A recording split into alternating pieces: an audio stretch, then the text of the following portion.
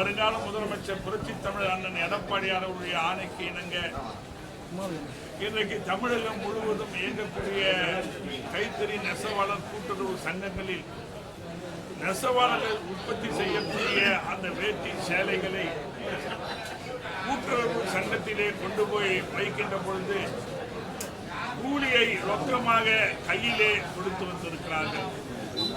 இதுவரை கூட்டுறவு சங்கங்கள் ஆரம்பிக்கப்பட்ட காலத்திலே இருந்து சுமார் 30-35 ஆண்டுகளாக தொடர்ந்து அவர்களுக்கு கூலியை நெசவாளருக்கு கையிலே கூட்டுறவு சங்கம் கொடுத்து கொண்டார்கள்.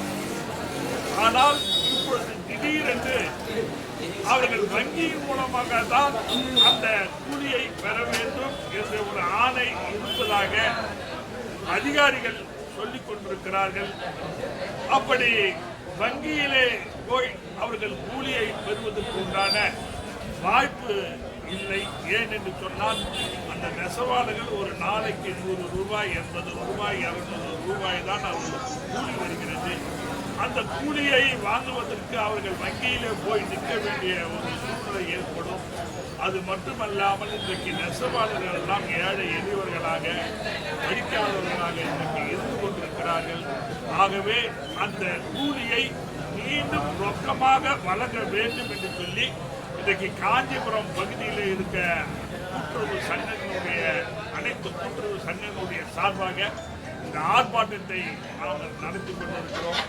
எங்களை பொறுத்தவரை நெசவாளர்கள் உற்பத்தி செய்து வைக்கக்கூடிய அந்த வேட்டி சேலை எதுவாக இருந்தாலும் அவர்களுக்கு கூலியை இதுவரை கொடுத்தது போல ரொக்கமாக கொடுக்க வேண்டும் என்ற கோரிக்கையை வலியுறுத்தி ஒரு ஆர்ப்பாட்டத்தை நடத்தி இப்பொழுது துறையினுடைய அதிகாரி துணை இயக்குனர் அலுவலகத்திலே துணை இயக்குநரத்திலே மனுவை கொடுத்திருக்கிறோம்.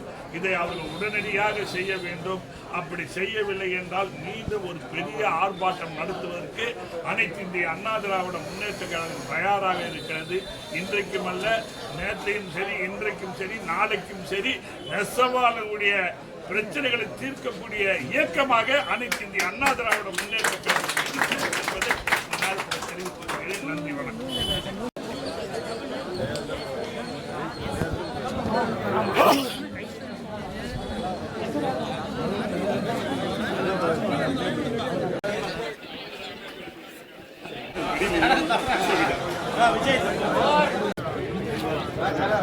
ஹலோ, இந்த ஆர்ப்பாட்டத்துக்கு நம்மளுடைய நெசவாளர்களும் பொதுமக்களும் வெறு வேகமாக வந்து கலந்து கொண்டதுக்கு மிக அனைவருக்கும் நன்றி தெரிவித்துள்ளோம். இப்போது